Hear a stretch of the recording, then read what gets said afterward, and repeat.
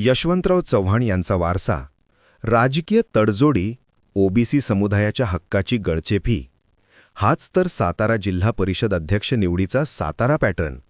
सातारा जिल्हा परिषद अध्यक्षपदाच्या निवडणुकीच्या दरम्यान आपल्याच पक्षाचा अध्यक्ष आणि उपाध्यक्ष बसवण्यासंदर्भामध्ये जो काही राडा झाला आणि सत्तेचं गणित बसवण्यासाठी ज्या पद्धतीचं रौद्र रूप राजकारण्यांनी धारण केलं, त्याचं विश्लेषण करत असताना अनेकांनी यशवंतराव चव्हाण या सुसंस्कृत राजकारणाचा जो वारसा या जिल्ह्याला लाभलेला आहे त्याचे संदर्भ देत होते.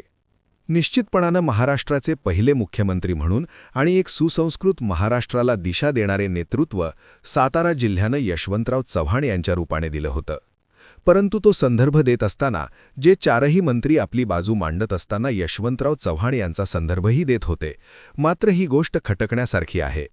ज्या यशवंतराव चव्हाण यांचा विचार या चारही मंत्र्यांनी कधीच सोडलेला आहे, असे ते ज्या पक्षात आणि महायुतीमध्ये आहेत त्यावरून स्पष्ट आहे.